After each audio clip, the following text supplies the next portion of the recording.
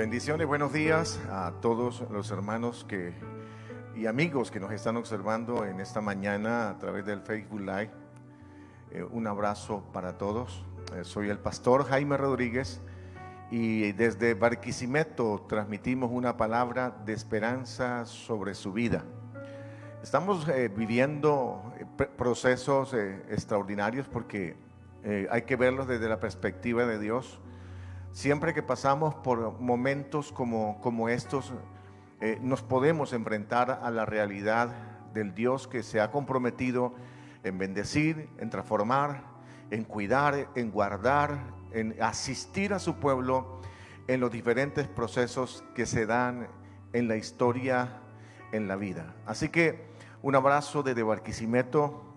Sepa que oramos en esta mañana para que la palabra llegue a su corazón y que en el nombre del Señor su vida sea edificada, a fin de que terminado todo este proceso, toda esta circunstancia que nos tocó y nos correspondió a la humanidad vivir, entonces estemos bendecidos, fortalecidos y establecidos por el Señor.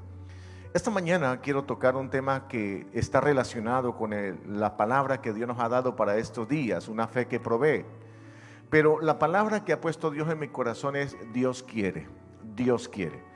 Y quiero ir al libro de Marcos, en el libro de Marcos capítulo 1, verso 40 al 42. Marcos dice que vino a Jesús, está hablando Marcos de la experiencia de Jesús.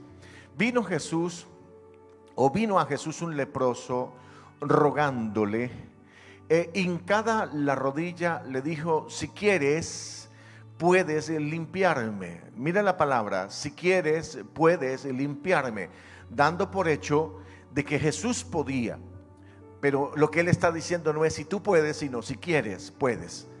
El versículo siguiente, la respuesta es maravillosa, donde Jesús dice: y Jesús, teniendo misericordia de él, extendió la mano, lo tocó y le dijo: quiero, sé limpio.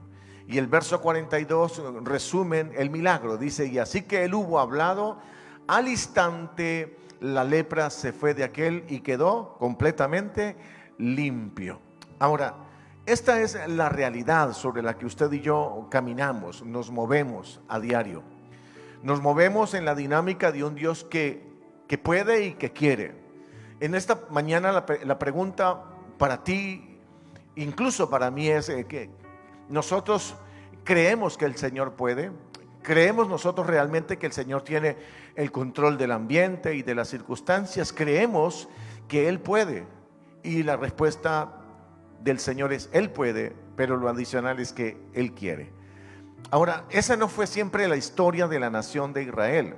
Israel para nosotros en ese tiempo se ha constituido en el tipo o el prototipo de cómo se conduce el pueblo de Dios en procesos de crisis.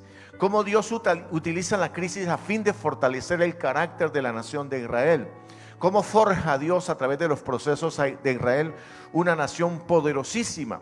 Sin embargo, una vez más, eso no inhabilitó, no quitó los procesos, no, al contrario, los hizo efectivos. Porque a veces a nosotros nos gustaría desarrollar musculatura sin ir al gimnasio, y no es posible. No es posible tener una buena preparación física sin entrenamiento, como tampoco es posible desarrollar una fe que conquista si nosotros no somos procesados. Nuestra fe debe ser probada.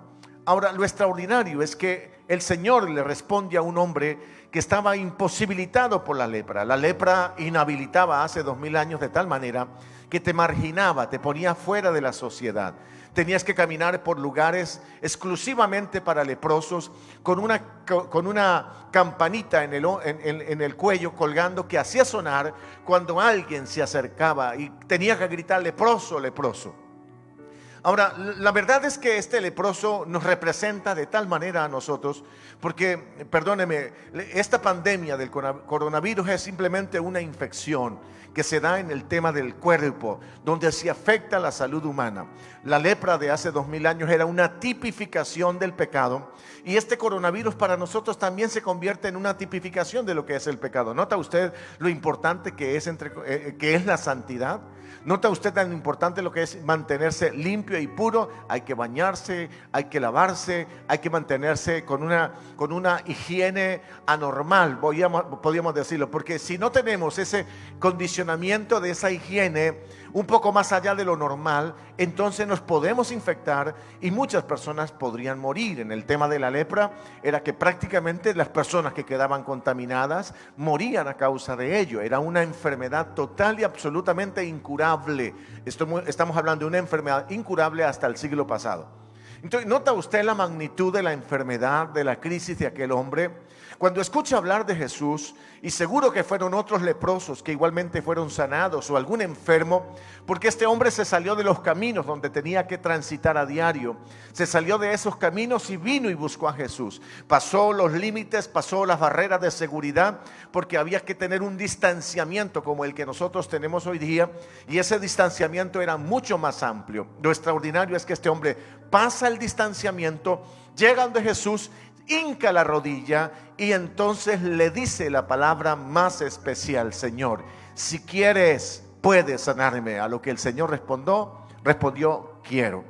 Ahora dije, esa no fue siempre la respuesta o la actitud de la nación de Israel, porque aunque este leproso tuvo la capacidad de ir y buscar en Jesús la fuente de su salvación, no fue la realidad en la que se movió la nación de Israel. La nación de Israel se movió en una dinámica muy difícil, porque Dios enviaba profetas, Dios enviaba hombres a poner en orden la casa, y sin embargo se encontraba con un pueblo resistente, con un pueblo que no solo resistía, sino tapaba los oídos. Se me viene a mi mente la figura de Esteban predicándole a Pablo entre los fariseos que lo apedrearon, y todos, dice, rechinando los dientes, se tapaban los oídos, arremetieron contra Esteban y lo mataron. Esa es más o menos la condición de la nación de Israel en su proceso histórico. Ahora, en Isaías 30:15 hay algo muy especial, porque está hablándole Dios a una nación a la que Él quiere salvar.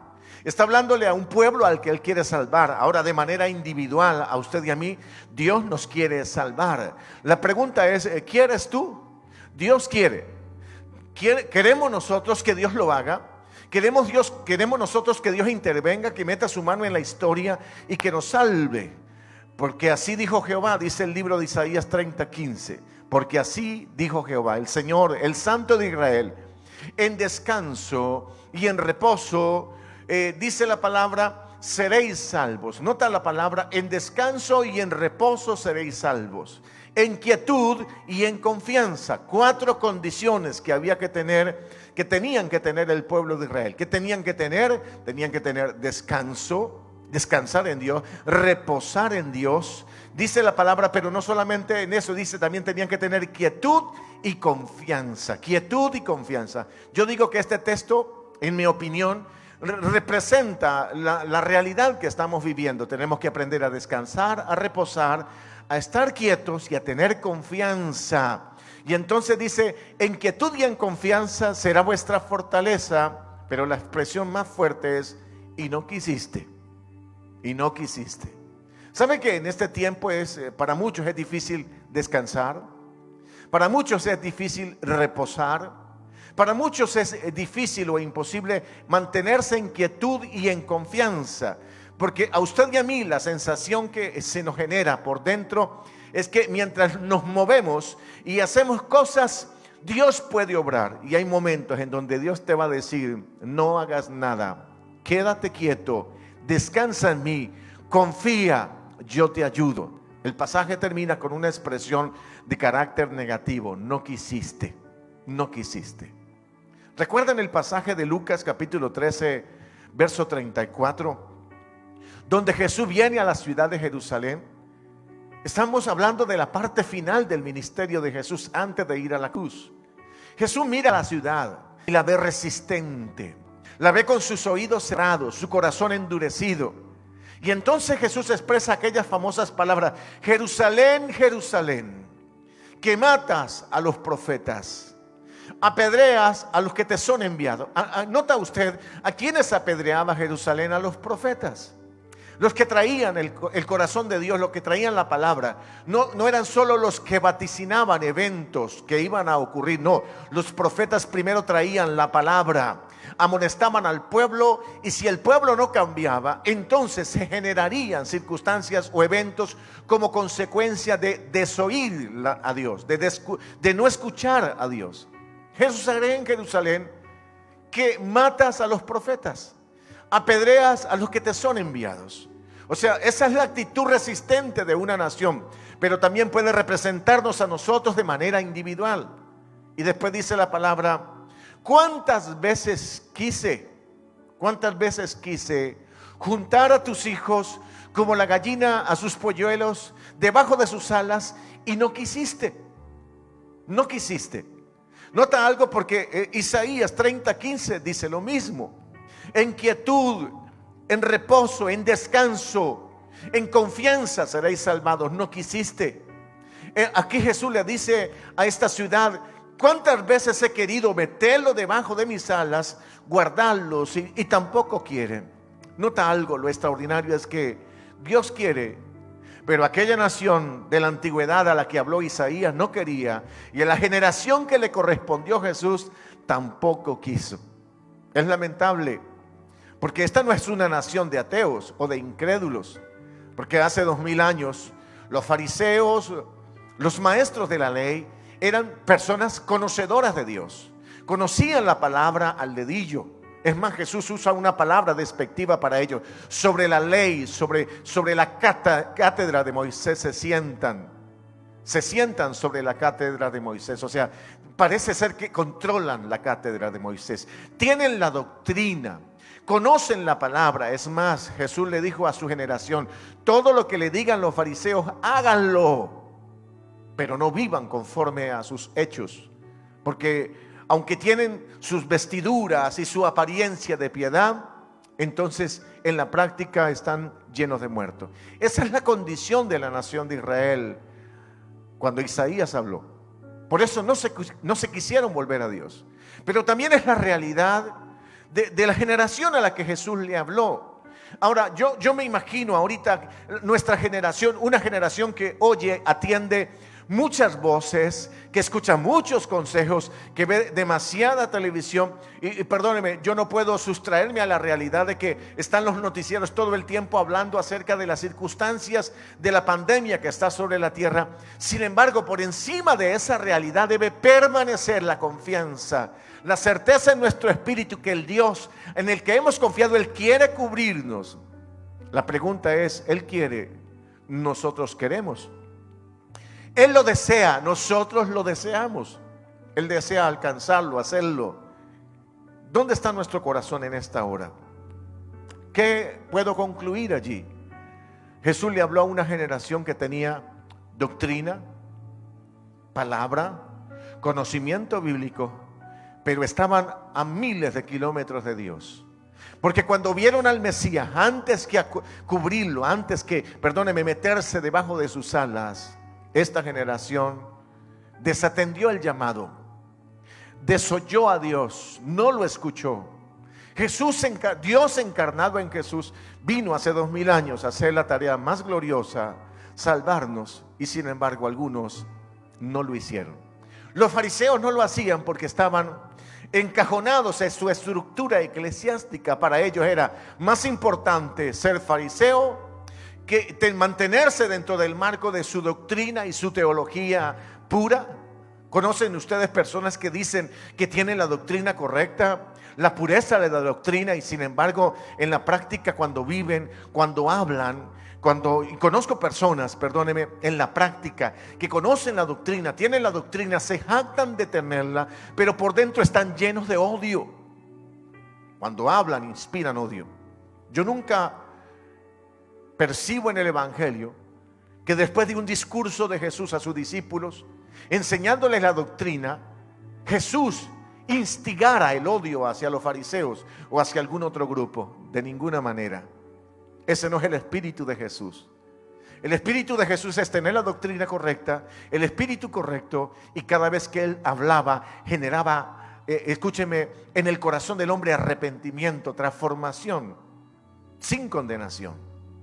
Sin condenación estoy hablando en el sentido de que el propósito no era condenar, porque aquel que desoye a Dios, la palabra que viene con el propósito de salvar, lo puede condenar.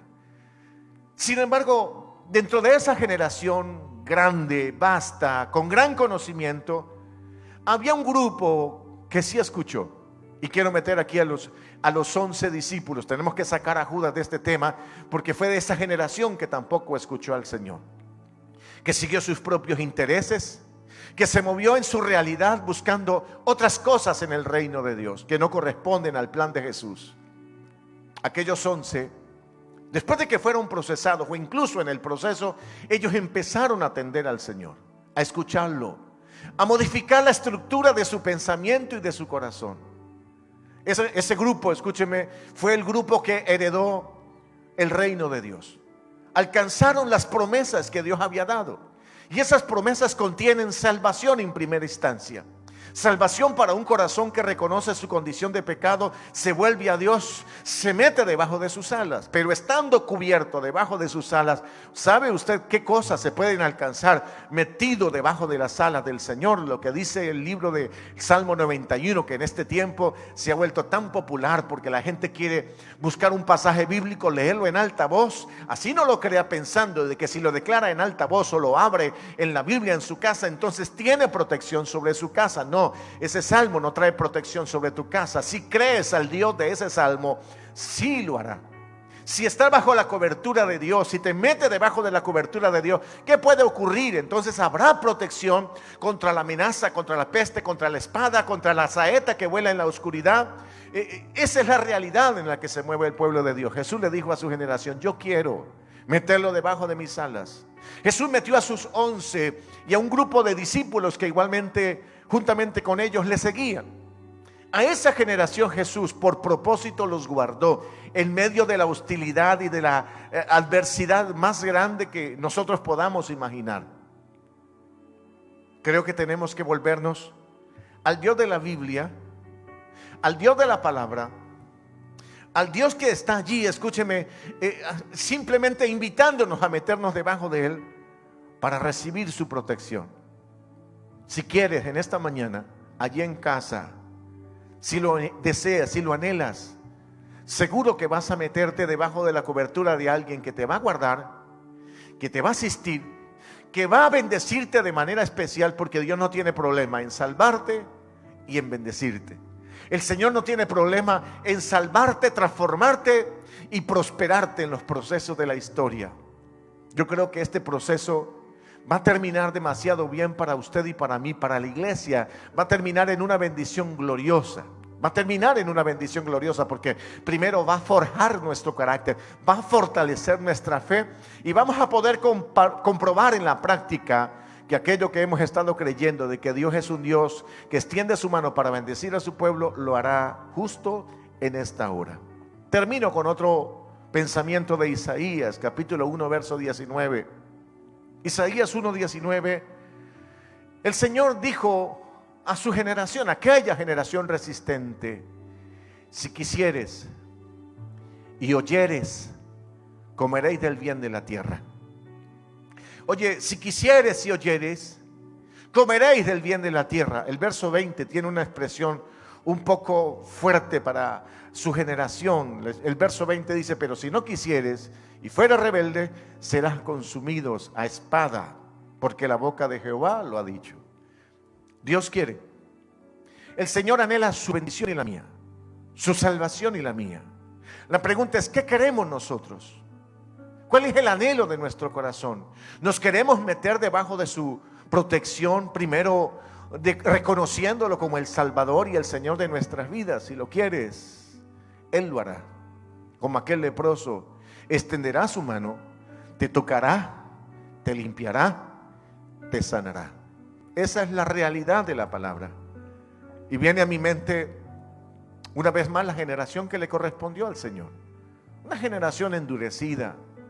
Cuando Jesús se les manifestó y se les reveló, la pregunta es: ¿quiénes fueron los que realmente alcanzaron un nivel óptimo de fe para alcanzar promesas? Y voy a citar dos personajes, aunque Jesús citó a algunos otros él mismo.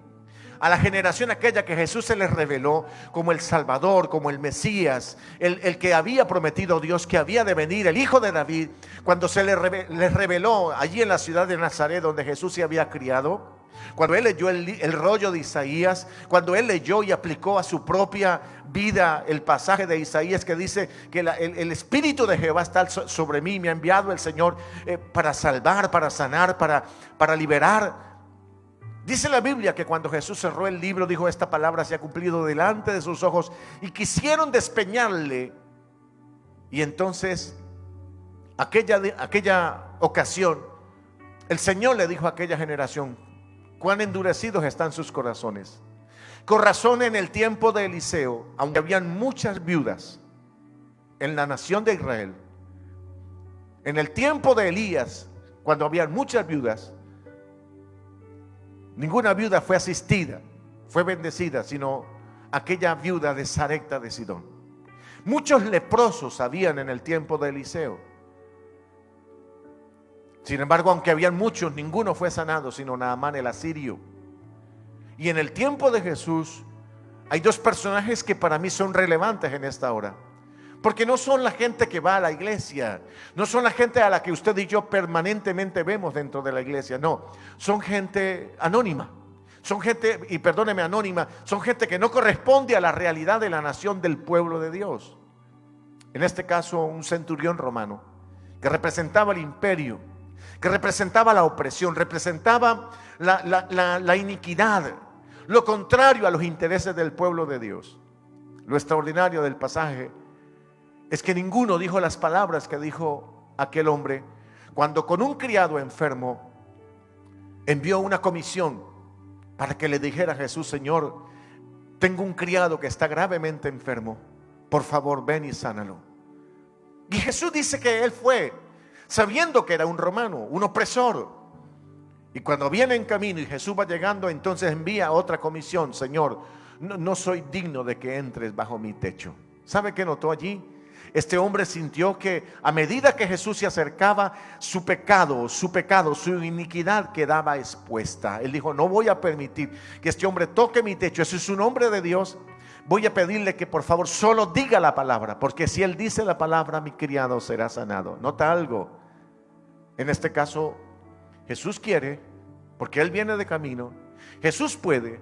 Y aquí hay un hombre que está convencido que Jesús tiene el poder para hacer lo que ha declarado a través del proceso de los testimonios que se dieron en el tiempo de Jesús. No entres bajo mi techo, di la palabra, porque yo soy un hombre puesto bajo autoridad, y cuando le digo a alguien venga, viene, le digo a alguien vaya, va. ¿Sabe qué es lo maravilloso? Que el pasaje dice que Jesús dijo: wow, en Israel no he encontrado una fe como esta. Es la fe del centurión romano. Ahora, con esto no quiero decir que en la nación de Israel, dentro de este grupo de gente religiosa, no había gente con este espíritu. Sí, que había muchos. Nicodemo fue uno de los que se abrió camino y llegó hasta Jesús, solo que se convirtió hasta el final allí cuando vio a Jesús en la cruz. Y muchos otros de los sacerdotes se convirtieron en el proceso. Pero quiero que note algo: los sacerdotes y aquel grupo que se unió a Jesús no fue tan relevante como 11 que entendieron que Dios quería, que Dios podía. Ellos se metieron debajo de la cobertura de ese Señor y fueron preservados para vida, para cumplir el propósito que Dios había trazado con ellos. Esto es lo glorioso. El segundo tema es la mujer cananea, que le rogaba a Jesús: Señor, por favor ven, di la palabra, o ven y sana a mi hija que está atormentada por un demonio. Y conocemos la historia, la hemos predicado muchas veces. Parecía que Jesús no le escuchaba. Los discípulos dijeron: despídela, Señor, da voces detrás de nosotros. Y entonces la palabra dice que Jesús le dijo: mujer, no está bien, según el criterio de los que están a mi lado, que te expulse, porque no está bien en dar el pan de los hijos a los perrillos. Ese era el criterio, el pensamiento de los discípulos, y Jesús se lo refiere en el mismo espíritu en que los discípulos lo sentían. Este es un perro, este es un extranjero, este no lo merece. Entonces lo que Jesús hace es repetir, según lo que dicen los discípulos, tengo que despedirte porque no está bien el dar el pan de los hijos a los perrillos. Y la mujer responde: sí, pero los perrillos comen de las migajas que caen de la mesa de los amos. ¿Sabe qué es lo extraordinario? Aquella mujer cananea, que aunque no estaba incluida en el plan de la nación de Israel, no estaba incluida dentro del linaje de Israel, más bien, aquella mujer se incluyó a sí misma por un acto de fe, que cuando entendió que el Señor quería, ella vino e hincada la rodilla, tomó una migaja de las mesas, de lo que caía de la mesa. En otras palabras, Israel estaba recibiendo un banquete. Los mismos discípulos estaban recibiendo un banquete de la mesa, y ella se acercó y comía de las migajas. ¿Saben que es increíble que alguien nos desafíe de una manera tan increíble que comiendo de las migajas desarrolle una fe mucho más alta que aquellos que comen de la mesa? Esta mujer dijo: Señor, los perrillos comen de las migajas de la mesa. Di la sanidad, de la sanidad, sana a mi hija. Y Jesús, exaltándola en público, dijo: oh mujer, cuán grande es tu fe, como has creído, como lo has declarado, te sea hecho. Este es el Señor al que usted y yo estamos creyendo. Es el Dios en el que nos estamos metiendo debajo de su cobertura, entendiendo de que Él ha puesto en usted y en mí una fe que provee, una fe que en medio de los procesos, cuando es puesta bajo el fuego de la prueba, cuando su fe es probada, su fe va a ser extraordinariamente exaltada. En el proceso verás que aquello que creíste en el Señor, que Él es tu Salvador, Él va puliendo tu carácter en este proceso, va desarrollando tu fe. Y el Dios que dijo que te asistiría, que te guardaría, que te bendeciría en los procesos de la vida, lo hará una vez más. El pasaje de Isaías, una vez más, capítulo 1, verso 19. Si quisieres y oyeres, comeréis el bien de la tierra. Yo creo que estoy dirigiéndome a un grupo de creyentes que quieren, que oyen, que quieren y que oyen. Esos van a comer del bien de la tierra. Bendigo tu vida en casa. La protección que Dios ha puesto sobre su vida no es una figura, escúcheme, ordinaria, no es un fetiche, no es un poco de aceite derramado sobre el dintel de la puerta. No, es la sangre de Cristo que fue derramada en la cruz del Calvario, y que cuando creíste marcó tu corazón de tal manera que Él es tu dueño y tú eres su propiedad, y Él defiende su propiedad. Él defiende sus intereses y los tuyos, los míos. O sea, Dios está interesado en guardarnos porque ese es su anhelo. Él quiere. La pregunta es: ¿queremos nosotros? Oro para que así sea. Te bendigo allí en casa. Quiero orar en esta mañana por ti, mi amigo, que dice: yo quiero eso, yo lo necesito. Solo abre tu corazón y dile al Señor: Señor, yo soy un pecador, necesito salvación. Creo que tú quieres salvarme, y si tú quieres, yo quiero ser salvado. Sálvame, límpiame con la sangre de Jesús. Si oraste esto, o si lo estás orando en esta hora, vas a pasar de muerte a vida. Pero el Señor que te salva es el mismo que te restaura, que te levanta, que te provee. Dios no tiene problema con proveer. ¿Sabe que hay gente que piensa que lo único que Dios tiene incluido en el plan de salvación es la limpieza del pecado? No, Jesús incluyó absolutamente todo.